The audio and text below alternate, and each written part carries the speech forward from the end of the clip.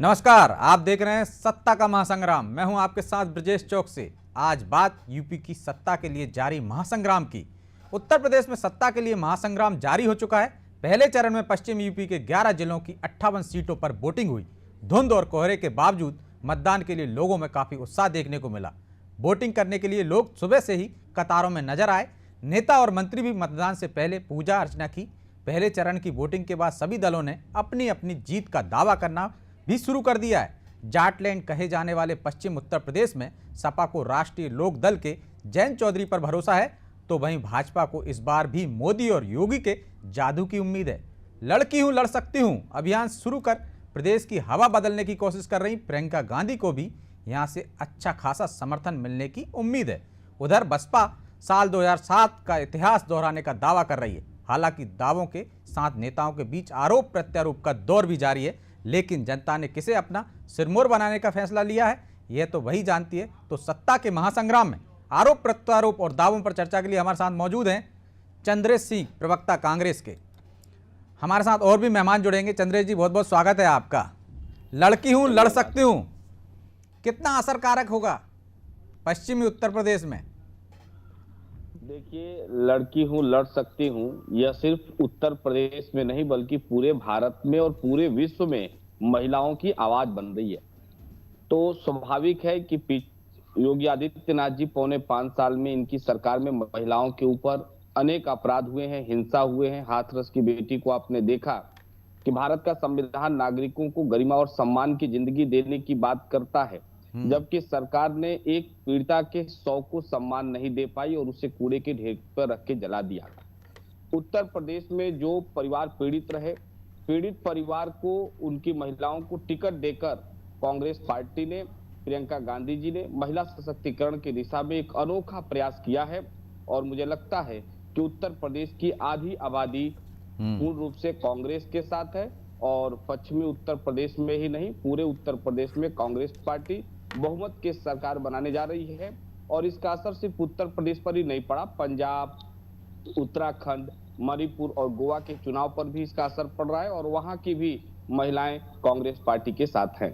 तो कितनी सीटें ले रहे हैं आप पश्चिमी उत्तर प्रदेश से? देखिए, कांग्रेस पार्टी का अनुमान है, संगठन का अनुमान है कि करीब 2/3 सीटें कांग्रेस के खाते में आएंगी। तो जो वोट परसेंट बढ़ रहा है वो सब सारा आपके ही खाते में जा रहा है? देखिए, इस बार देखे होंगे तो मतदाता बहुत साइलेंट तरीके से वोट किया है। अनुमान लगाना किसी भी चैनल के लिए इतना आसान नहीं रहा।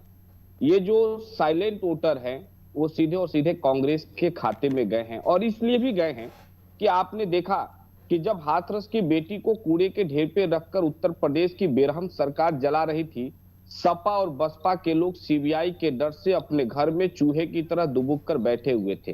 तब सड़क से लेकर सदन तक सिर्फ और सिर्फ कांग्रेस पार्टी ने, प्रियंका गांधी जी ने लड़ने का काम किया। प्रियंका गांधी जी को जेल जाना पड़ा, ड्रोन से उनकी निगरानी हुई, फिर भी वो बिना डरे बिना थके अदम्य साहस का परिचय देते हुए उत्तर प्रदेश के हक और हुकूक की लड़ाई उन्होंने अंत तक लड़ा। तो स्वाभाविक है कि इस बार चुनाव जाति, धर्म और संप्रदाय के नाम पर नहीं हो रहे हैं, मुद्दे पर वोट पड़ेंगे और मुद्दे पर वोट पड़ेंगे तो सिर्फ और सिर्फ वोट कांग्रेस पार्टी को पड़ेंगे, क्योंकि कांग्रेस का हाथ आम आदमी के साथ है।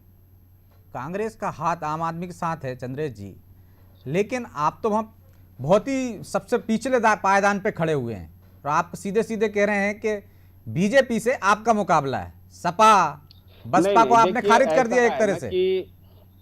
ऐसा है कि ये एक मीडिया के द्वारा बनाया गया परसेप्शन है, एक प्रोपेगेंडा इसको भी हम कह सकते हैं। कांग्रेस के अलावा उत्तर प्रदेश में किसी एक राजनीतिक दल को बता दीजिए जो भाजपा के अन्याय और अपराध के विरुद्ध सड़क से लेकर सदन तक लड़ने का काम कर रही हो। बहुजन समाज पार्टी कहां थी? बहन मायावती कहां थी जब लखीमपुर के किसानों को रौंदा जा रहा था? जब नौजवानों के ऊपर लखनऊ में लाठी बरसाई जा रही थी, अखिलेश यादव उस वक्त कहां थे? इलाहाबाद में बच्चों के छात्रावास में घुसकर पुलिस उनके ऊपर लाठी बरसाने का कार्य कर रही थी, तब प्रियंका गांधी जी ने उनके साथ संवाद किया और न्याय दिलाने की बात की। तो उत्तर प्रदेश में पौने 5 साल में सड़क से लेकर सदन तक आपको कौन सा पार्टी दिखाई दिया कांग्रेस के अलावा? यदि कोई और पार्टी दिखाई दिया हो तो बताएं। और मुझे लगता है कि सिर्फ और सिर्फ कांग्रेस पार्टी ने सड़क से लेकर सदन तक लोगों के हक और हुकूक के लिए लड़ा है, तो लोगों का विश्वास भी कांग्रेस पार्टी को प्राप्त होगा। चलिए, हमारे साथ वरिष्ठ पत्रकार जुड़ गए रमेश शर्मा जी, हम उनसे भी आपका परिचय करा देते हैं। तो मिश्रा जी, बहुत सॉरी, माफ़ कीजिएगा। मिश्रा जी, आपका भी बहुत बहुत स्वागत है। चंद्रेश जी कह रहे हैं कि उनका मुकाबला बीजेपी से, लड़की हूँ लड़ सकती हूँ, सर्वाधिक वहाँ पे महिला मतदाता भी हैं, मतलब 50% महिला मतदाता तो हैं ही, लेकिन 73 महिला उम्मीदवार भी हैं। और ये कह रहे हैं कि भाजपा से मुकाबला है, सपा बसपा सीबीआई के डर से घर में बैठी रही थी, लखीमपुर घटना हो या हाथरस की घटना हो, हम मुकाबले कर रहे थे। तो उनका लड़की हूँ लड़ सकती हूँ का नारा यहाँ सफल हो जाएगा पश्चिमी उत्तर प्रदेश में। मतलब पश्चिम से जो सूरज उगेगा उल्टा, वो कांग्रेस के लिए उगेगा। देखिए चंद्रेश जी, ये बात तो गलत नहीं कह रहे हैं कि उनकी सरकार, उनकी पार्टी, माफ कीजिएगा, उनकी पार्टी और उनकी नेता तमाम मुद्दों को लेकर के उत्तर प्रदेश में सक्रिय रही, दिखाई पड़ी, लगातार सक्रिय रही, इसमें कोई शक और सुबह की गुंजाइश नहीं है। लेकिन चंद्रेश जी ये किस आधार पे दावा कर रहे हैं कि 2/3 सीटें उनकी पार्टी जीतने जा रही है? मुझे तो इस तरीके का कोई आभास नहीं होता है, क्योंकि मैं भी लगातार पूरे उत्तर प्रदेश में घूम रहा हूं। पश्चिमी उत्तर प्रदेश में जहां आज मतदान हो रहे हैं, वहां का कोई इलाका मुझसे नहीं बचा होगा। और कांग्रेस पार्टी इस तरीके से, उन्होंने टिकट भी जिस तरह से दिया, जिन मुद्दों को, महिलाओं के मुद्दों को उठाया, उसकी प्रशंसा भी हो रही है, सब कुछ हो रही है, पर उन्होंने किस तरीके से अपनी चुनावी रणनीति तैयार की, ये समझ से बाहर है। चुनाव सर पर आ गए और पार्टी के नेता छोड़ करके जा रहे हैं। जिसको आपने टिकट दिया वो छोड़ करके चला जा रहा है, जो पोस्टर गर्ल है वो छोड़कर चली जा रही है, जमीन पर आपके कार्यकर्ता नहीं दिखाई दे रहे हैं। और इसके बावजूद अगर आप, ये विश्वास आपको है कि आपकी पार्टी 2/3 बहुमत लाने जा रही है, 2/3 सीटें लाने जा रही है, तो ये आपका आधार पता नहीं क्या है, लेकिन मेरे आधार पर मुझे तो इस तरीके की कहीं कांग्रेस पार्टी लड़ाई में उत्तर प्रदेश में दिख नहीं रही है। जी, हमारे साथ शिवशंकर गौड़ जुड़ गए हैं, समाजवादी पार्टी के नेता हैं। गौड़ साहब, आपका भी बहुत बहुत स्वागत है। कांग्रेस तो कह रही है कि जब संघर्ष का दौर था तो प्रियंका गांधी सड़क पर थी, सपा बसपा सीबीआई के डर से घर में छुपे हुए बैठे थे, इसलिए आपका तो खाता भी नहीं खुलेगा। वो 2/3 लेके जा रहे हैं, सीधा मुकाबला कांग्रेस का और बीजेपी का है। देखिए, कांग्रेस के साथ ही कुछ भी कह सकते हैं, वो अपनी ही बात करते रहे। सीधी लड़ाई किससे जनता जान रही है। समाजवादी पार्टी जितना सड़कों पे लड़ी, सदन में लड़ी, और सब लोग जान रहे हैं, उत्तर प्रदेश की जनता जान रही है कि भारतीय जनता पार्टी से कोई लड़ पा रहा है, तो समाजवादी पार्टी लड़ रही है।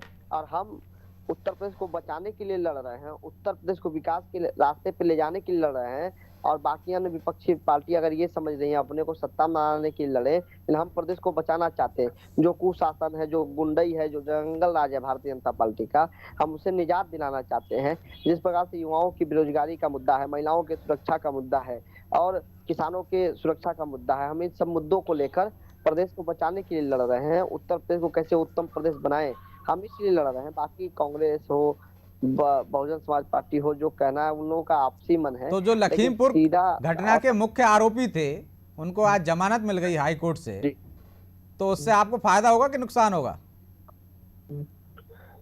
देखिए, पूरी तरीके से बात किसी भी आरोपी के छूटने या ना छूटने से, बल्कि लोकतंत्र और कानून व्यवस्था को और कड़ा होना चाहिए कि जिस प्रकार से एक आरोपी जो किसानों को मारने का काम करता है, किसानों पर गाड़ी चढ़ाने का काम करता है, उसे जमानत मिल जाती। कहीं ना कहीं प्रशासन ने ढिलवाई बरती है, ये नहीं होना चाहिए था। ये तो कोर्ट का फैसला है ना, प्रशासन क्या करेगा उसमें? 124 दिन से सामने वाला जेल में था ना। आप एक बात समझे, जो पक्ष होता है ना, जैसे जो पक्ष होगा उस पक्ष ने जरूर ढिलवाई बरती होगी, कोर्ट के सामने कुछ प्रस्तुत किया होगा। हम माननीय न्यायालय के फैसले का पूरा सम्मान करते हैं, लेकिन ये चीजें हैं कि कानून अपना काम करेगा और आरोपी हैं तो उन्हें सजा भी मिलेगी ये तौर पे। और बाकी समझिए, किसानों को मारने वाले लोगों को कभी जनता माफ नहीं करेगी। आज आपने वोटिंग का माहौल देखा, जो उत्साह है वोट प्रतिशत में, जो उत्साह होकर महिलाओं ने वोट डाला है, नौजवानों ने, किसानों ने वोट डाला है। तो इससे ये स्पष्ट है कि समाजवादी पार्टी और आरएलडी की बढ़त जो है सर्वाधिक है, सबसे ज्यादा सीटों पे है। ठीक। मिश्रा जी, एक बात जो आई है गौर साहब के माध्यम से भी, और पिछली बार औसत लगभग 61% मतदान हुआ था, और इस बार लग रहा है कि उससे कहीं ज़्यादा मतदान होगा, 70-75 से भी ऊपर जा सकता है। कुछ जिलों में हम देख रहे हैं, कुछ सीटों पर तो 62-65 तक हो ही चुका है अभी, और अभी समय भी है आधा घंटा, और जिसके बाद यदि ज़्यादा कतार लगी होगी तो 7 बजे तक भी मतदान चलता रहेगा, जिसके बाद उनको पर्चियाँ दे दी जाए। तो आपको क्या लग रहा है, ये जो वोटिंग प्रतिशत बढ़ेगा वो सत्ता विरोधी है, सत्ता के पक्ष में किस तरफ जाता दिख रहा है? अब ये देखिए, एक यहाँ पर जो मतदान का प्रतिशत है, मुझे लगता है कि जब आंकड़े पूरी तरह से आ जाए तब हम लोग उस पर चर्चा करें। एक जो चीज हमको ये भी दिख रही है, और जो मतदान के प्रतिशत के अगर बढ़ने की बात है, तो हम लोगों ने देखा है कि प्रतिशत अगर बढ़ रहा है मतदान का प्रतिशत, तो शायद वो किसी बदलाव का उसमें कोई संकेत दिखाई पड़ रहा है, बदलाव की उम्मीद है, या बदलाव का वो एक संकेतक के रूप में है। हालांकि ये कोई बहुत हार्ड एंड फास्ट रूल नहीं है, लेकिन फिर भी ऐसा अनुमान है कि अगर मतदान का प्रतिशत काफी ज्यादा बढ़ा हुआ है तो उससे लगता है कि मतदाता चाहता है कि बदलाव हो। जो एक बात और यहाँ पर है, बड़ी महत्वपूर्ण बात है, वो ये है कि आप लोगों ने भी सुबह से ही ये देखा होगा कि कई जगहों पर ऐसी शिकायतें आई जो अब तक नहीं आई थी। अभी थोड़ी देर पहले मैं बुलंदशहर में एक किसी जगह की मेरे पास एक खबर आई, जहां पर मतदाता सूची में कुछ लोगों को, जो जीवित लोग हैं, उनको मृत घोषित करके उनको वहां से हटा दिया गया। ऐसी शिकायतें आई। इस तरह की शिकायतें पहले बड़ी कम मिलती थी, और तरह की धांधली की और चीजों की शिकायतें मिलती थी। तो सवाल ये है कि ये इस तरह की अगर चीजें हैं और ऐसे व्यवस्था में अगर मतदान हो रहा है, तो क्या इसका भी कोई ऐसा प्रभाव पड़ेगा कि वो सत्ता पक्ष या फिर उसके फेवर में जाए, या फिर ये विरोधी दलों के खिलाफ कोई साजिश हो? लेकिन मिश्रा जी, स्वतंत्र देव सिंह कह रहे हैं, अभी ट्वीट किया है उन्होंने, कि ईवीएम पे अभी से दोष देना शुरू कर दिया, क्योंकि जो लग रहा है उनके बूथ खाली हैं, सपा के, कांग्रेस के बूथ खाली हैं जहां पे उनका गढ़ कहा जाता था, तो उन्होंने अभी से माहौल बनाना शुरू कर दिया कि ईवीएम की गड़बड़ी है। तो कहीं ना कहीं क्या इशारा है ये? नहीं, देखिए, ईवीएम की गड़बड़ी तो हर जगह आ ही रही है। कई जगहों पे कई घंटे ईवीएम ठीक नहीं हुई है, और मैं कुछ ऐसी जगहों पर भी जानता हूँ, बहुत सारे नोएडा और गाजियाबाद में ऐसी जगह हैं जहां पर कि ये एक तरीके से ये तय बात है कि वो बीजेपी सपोर्टर वोट वहां पड़ने वाले हैं। वहां पर ईवीएम मशीन खराब होने की कोई शिकायत नहीं है जी। ईवीएम मशीन खराब होने की शिकायतें ज्यादातर वहां आ रही हैं जहां से कि वो बीजेपी के फेवर में, ऐसा लगता है। ये नहीं कहा जा सकता कि कहीं पे सारा का सारा वोट किसी एक पार्टी के फेवर में पड़ेगा। कुछ पॉकेट्स ऐसे होते हैं जहां पता चलता है कि सपा के हैं, कुछ बसपा के हैं, या बीजेपी के हैं। तो कंचन द्विवेदी जुड़ गई हमारे साथ, बीजेपी प्रवक्ता हैं। ईवीएम पर ठीकरा फोड़ा जा रहा है, और आप कंचन जी सुन रही हैं? आप हमें लगता है कंचन जी से नेटवर्क नहीं हो, संपर्क नहीं हो पा रहा है अभी, नेटवर्क प्रॉब्लम के कारण टूट गया है। तो लेकिन गौर साहब, ईवीएम पे दोष देना शुरू कर दिया अभी से आपने, ऐसा स्वतंत्र देव सिंह कह रहे हैं। हालांकि मिश्रा जी कह रहे हैं कि उन्हीं क्षेत्रों में गड़बड़ी आ रही है जहां आपका गढ़ हो या कांग्रेस का, अन्य दलों का। आप एक चीज बताइए, सर्वाधिक धन चुनाव आयोग खर्च करता है, प्रत्याशियों से पैसे लेता है, सारी व्यवस्था करता है, और 2-2 घंटा 2.5 घंटा वहां मतदान रोका जाता है ईवीएम के नाम पे, तो इसको क्या माना जाए? मैं ये जानता हूं, और शायद आपको भी पता होगा, जितने पैनल में लोग बैठे सबको पता होगा कि कहीं अगर एक ईवीएम सर खराब होता है तो दूसरे ईवीएम को विकल्प के रूप में रखा जाता है कि नहीं रखा जाता है। 2-2 घंटा कहीं मतदान रोक दिया जाता है, जहां लंबी कतारें लगी हुआ 2-2 घंटा मतदान रोक दिया जा रहा है। ये नुकसान किसका है? क्यों ईवीएम खराब हुआ? पहले से क्या ईवीएम चेक नहीं किए गए थे? आखिर जिलाधिकारी की जिम्मेदारी नहीं बनती क्या, निर्वाचन आयोग की जिम्मेदारी नहीं बनती है इस पे कि अगर ईवीएम खराब हो रहा है तो ईवीएम को बदला जाए तत्काल, और दूसरा ईवीएम वहां पे विकल्प के रूप में रखा जाए। और दूसरी बात, जैसे आपने सर ने कहा जो नाम काटे गए हैं, ऐसा लगातार पाया गया है जो निर्वाचन आयोग का दुरुपयोग भारतीय जनता पार्टी ने करने का काम किया है कि जो एक विचार परिवार के वोटर थे उनके नाम को कैसे हटाया जाए। वहां जानबूझ करके ईवीएम को खराब किया गया है, वहां माहौल बिगाड़ा गया है। ठीक है, कंचन जी हमारे साथ फिर से जुड़ गई गौर साहब, सीधे उन्हीं के पास चलते हैं, उनसे जवाब ले लेते हैं। कंचन जी, ईवीएम उन्हीं क्षेत्रों में क्यों खराब हो रही हैं जो सपा के गढ़ हैं, बसपा के गढ़ हैं, या जहां कांग्रेस का वोट बैंक है? दूसरा, प्रशासन और चुनाव आयोग को आप उपयोग कर रहे हैं, ऐसा आरोप लगा रहे हैं गौर साहब। हाँ, ये तो आप जानते ही हैं कि जब भी वहां पे उन लोगों को कोई परेशानी होती है या उनको लगता है कि हम हारने वाले हैं, तो वो यही बोलते हैं कि या तो कानून व्यवस्था खराब है या फिर ये तो हमारे देश की एजेंसियों पर भी हमेशा से आरोप। जहां पर अगर पंजाब में कांग्रेसी या राहुल जी जीत रहे हैं तो वहां पर हमारी एजेंसियां सही होती है, वो कहते हैं वहां पे सही है, वहां गड़बड़ नहीं होता है। और अगर यूपी वो हार जाते हैं तो वो कहते हैं कि नहीं हमारे यहाँ की एजेंसियां खराब है, चुनाव व्यवस्था खराब है, चुनाव आयोग हमारा अच्छा नहीं है। तो ये तो लोगों की पुरानी सब आदतें रही हैं, तो ये नया कुछ भी नहीं है। जो भाजपा के गढ़ है वहां तो ईवीएम खराब नहीं हो रही और वहां पे आपने एक्स्ट्रा ईवीएम रखी है, लेकिन इधर जो सपा के गढ़ हैं वहां पे अतिरिक्त ईवीएम मशीन ही नहीं, गड़बड़ी हो गई तो मतदान रोक दिया जाता है बहुत देर तक के लिए। बिल्कुल नहीं होता, जो सपा के गढ़ हैं वहां से भी हमारे प्रत्याशी हैं और हमें भी जीतना है वहां से। ऐसा नहीं है कि वहां से हमारे प्रत्याशी नहीं है। इनका कोई गढ़ इनका बचा कहाँ है? इनका गढ़ था रायबरेली, कांग्रेस की बात करें तो कहाँ बचा अब वो रायबरेली? इनका गढ़ था क्या बोलते हैं सपाइयों का, तो कहाँ बचे हैं ये लोग? कौन सा इनका गढ़ है? कोई इन्होंने कोई खरीद के रखा है जो इनका गढ़ है? कोई किसी का नहीं होता गड़बड़। गढ़ सिर्फ होता है जनता का, और जनता है जो जानती है कि हमें किसको कहां देना है। कोई उन्होंने खरीद की किसी ने, ना भाजपा ने, ना सपा ने, ना किसी कांग्रेसी ने। जनता का घर है, जनता का वोट है, वो अपने हिसाब से देगी। और यहाँ पर कोई भी भेदभाव बीजेपी की तरफ से कभी नहीं होता है, और ये इन लोगों का पुराना लहजा है जो हमेशा से वो करते आए हैं। तो वो मेरे लिए कुछ आश्चर्य नहीं है और हमारी पार्टी के लिए भी कोई आश्चर्य बात नहीं है। लेकिन जो मुद्दे थे उन मुद्दों के कारण आपको ध्रुवीकरण तो करना पड़ा है। हिजाब का मामला आया, मुजफ्फरनगर दंगे की बात कर रहे हैं आप, सहारनपुर में जाके आज रैली करके ये कोशिश कर रहे हैं कि मुस्लिम महिलाओं को वर्गलाने की कोशिश की जा रही, तो कहीं ना कहीं तो डर आप लोगों को भी है। हाईकोर्ट के द्वारा अभी एक बहुत ही गंभीर तरीके से एक बयान आया है। उन्होंने कहा है कि ये जो भी प्रकार का ये धार्मिक हिजाब है उसे तब तक के लिए रोक दिया जाए जब तक हम लोग कोई फैसला नहीं करते। हिजाब का नहीं कहा, उसने कहा धार्मिक कपड़े कोई भी नहीं पहन के जाएगा। हाँ, धार्मिक हिजाब ही आता है। हम तो चाहते हैं कि सब जो भगवा पहन के जा रहे थे वो नहीं आता, कोई नहीं आएगा। अगर ये हिजाब पहन के नहीं जाते, ड्रेस कोड में ये लड़कियां जाती तो बिल्कुल भी भगवान नहीं जाता वहाँ पे, क्योंकि हम चाहते हैं जो विद्यालय कम से कम हम उनको तो ये हिंदू और मुसलमान से अलग रखें, ये हम हमेशा से चाहते रहे। और हमेशा हमने एक मंदिर बनाया है सामाजिक, हम कभी नहीं रोकते कि भाई आप अपने मंदिर में या मदरसे में आप हिजाब पहन करके ना जाए। हम नहीं चाहते कि आप सार्वजनिक में हिजाब पहन कर, नहीं, कभी नहीं रोकते, क्योंकि हमारा तो भारतवर्ष है जहाँ पर हम लोगों ने खुद स्वयं सभी को एकजुट करके और एक समरसता में हम लोगों ने भारतवर्ष को बनाया है।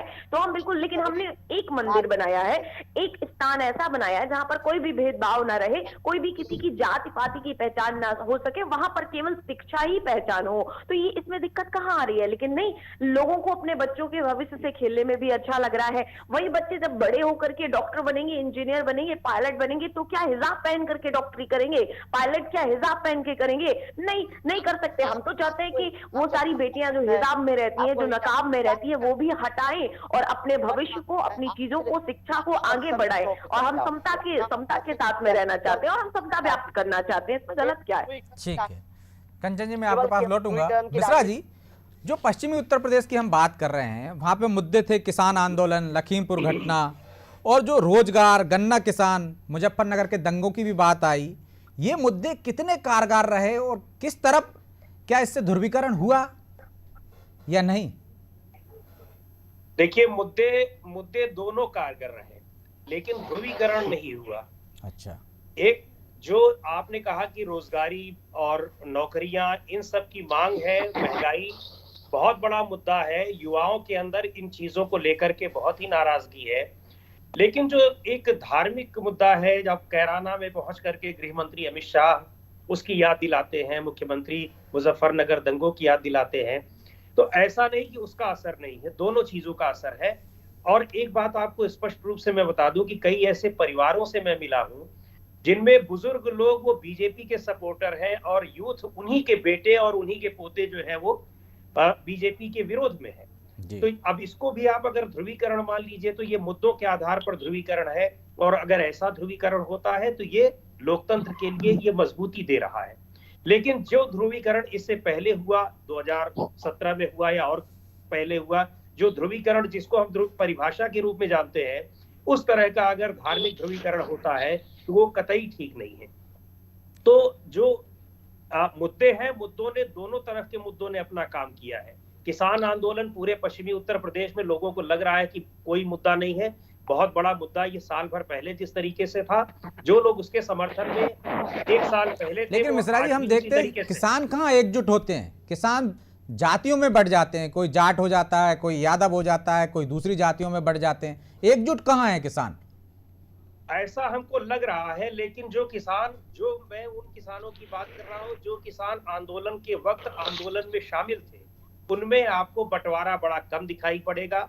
है बहुत से कुछ न कुछ एक तबका है जो कि बीजेपी का समर्थक होने के नाते वो किसान आंदोलन से या बीजेपी के विरोध में नहीं जा पा रहा है जी। लेकिन किसानों का जो बड़ा तबका है वो अभी भी किसान आंदोलन को लेकर के उसकी सिंपैथी राष्ट्रीय लोकदल से है, भारतीय किसान यूनियन से है, उन्हीं के साथ वो खड़ा हुआ है। तो क्या ये किसान आंदोलन जिस तरह से हम देखते हैं कि कोर वोट बैंक है, एक भाजपा का भी कोर वोट बैंक हो गया, दूसरा एक जो लाभार्थी हैं, हितग्राही हैं, जो भी वोट बैंक बनने की कोशिश की जाती है, भाजपा उनको बनाने की कोशिश कर, तो इसमें कहीं सेंध लगती दिख रही है क्या इससे? लाभार्थी, एक बात आप देखिए, अगर आप भी गए होंगे फील्ड में, आपने ये देखा होगा, लाभार्थी जो है निश्चित तौर पर उनको एक तरीके से उनका झुकाव तो है ही है, लेकिन लाभार्थियों का ये भी कहना है कि बहुत से लाभार्थी, सारे लाभार्थी, उनको चीजें मिल गई, सामान मिल गया, 5 किलो राशन मिल गया, घर मिल गया, शौचालय मिल गया और चीजें मिल गई, उसकी वजह से वो किसी एक पार्टी को ही वोट देता रहेगा। मुझे लगता है कि राजनीतिक दलों को ये बात समझ लेनी चाहिए कि ये हमेशा नहीं होने वाला है। लाभार्थियों का भी ये कहना है कि 5 रुपए में हमको 5 किलो राशन दे करके या हमको एक बार गैस सिलेंडर दे करके गैस सिलेंडर के दाम 3 गुने बढ़ा दिए जाएं तो आखिर वो बोझ तो हमारे ऊपर ही पड़ रहा है। ये बात लाभार्थियों की है जो मैं कह रहा हूँ। तो जो मुफ्तखोरी की घोषणाएं की हैं सभी तमाम दलों ने, वो उतनी असरकारक नहीं होंगी? असरकारक होंगी, बिल्कुल नहीं। क्या असरकारक अगर होती तो सबसे अच्छी घोषणाएं तो कांग्रेस पार्टी ने की है, जो अभी हमारे कांग्रेस पार्टी के प्रवक्ता बता रहे थे जी कि छात्रों को, छात्राओं के लिए घोषणाएं की उन्होंने, यानी जिसको एक तरीके से हम प्रोग्रेसिव घोषणाएं कह सकते हैं। केवल उनको ये नहीं कि हम आपको दे रहे हैं कि 5 किलो राशन में आप जीवन यापन कर लीजिए, इस तरह की घोषणाएं आज के समय में, ये इन घोषणाओं को हम बहुत अच्छा नहीं कह सकते हैं। जब हम ये सोच रहे हैं कि हमारा देश एक विकसित राष्ट्र बनने की दिशा में अग्रसर है, हम एक बड़े तबके के लिए ये सोच रहे हो कि वो 5 किलो राशन में वो खुश हो जाएगा, उसमें अपना जीवन यापन कर लेगा, तो ये सोच ही बहुत ही प्रतिगामी है, बहुत पीछे ले जाने वाली सोच है। लेकिन प्रोग्रेसिव घोषणाओं को अगर देखें तो निश्चित तौर पर जो कांग्रेस पार्टी की और समाजवादी पार्टी ने भी, बीजेपी ने भी बहुत सारे पॉइंट्स ऐसे लिए हैं जो लगता है कि हाँ वो छात्रों के हित में है, युवकों के हित में है, रोजगार देने के लिए है। तो ये घोषणाएं भी काम कर रही हैं। ऐसा नहीं है कि केवल 5 किलो राशन, गैस सिलेंडर, घर, मतलब साफ है कि मुफ्तखोरी की जो घोषणा है उनसे बचना चाहिए, विकास के रास्ते पर ले जाने वाली घोषणा करना चाहिए राजनीतिक दलों को। लेकिन राजनीतिक दल हैं, वोट के लिए घोषणाएं तमाम तरह की कर देते हैं, लोक लुभावन वादे कर लेते हैं। बहरहाल अब समय इजाजत नहीं देता, इसलिए चर्चा को यहीं विराम देंगे। आप चारों मेहमानों का बहुत बहुत शुक्रिया। तो घोषणाएं तो कीजिए, लेकिन वो ऐसी होनी चाहिए जो पूरी कर सके, क्योंकि घोषणाएं तो तमाम तरह के कर रहे हैं, मुफ्तखोरी कर रहे हैं, लेकिन जो विकासशील देश हैं, विकास की रफ्तार पे यदि प्रदेश जा रहा है या देश जा रहा है, तो कहीं आपकी घोषणाएं उस पर ब्रेक तो नहीं लगा रही। ये भी सत्ताधारी दलों को सोचना चाहिए। लेकिन उत्तर प्रदेश में घोषणाओं की जो सौगातें बांटने की, लोक लुभावन वादे करने की जो घोषणाओं की एक के बाद एक जैसे जंग सी लड़ी जा रही थी कि हम आपसे आगे निकल जाएं, उस पर कहीं ना कहीं विराम लगेगा। और जो मिश्रा जी कह रहे थे कि ऐसी घोषणाओं से प्रभावित नहीं होते वोटर। तो ये घोषणाएं किसकी कारगर साबित होंगी, क्योंकि यदि कांग्रेस की घोषणा देखें तो सबसे बेहतर बताई जा सकती हैं, लोगों को लोक लुभावन बताई जा सकती हैं। यदि घोषणाओं की दम पर ही चुनाव जीते जाते होंगे तो निश्चित तौर पर ये आने वाली 10 तारीख को पता चल जाएगा, 10 मार्च को, कि किसकी घोषणाओं में दम था और किसके वादों पर जनता ने भरोसा किया। फिलहाल तो मतदान जारी है और देखते हैं कि कितने प्रतिशत तक पहुंचता है। बहरहाल सत्ता के महासंग्राम में इतना ही। मुझे दीजिए इजाजत और आप देखते रहिए अनादि टीवी। नमस्कार।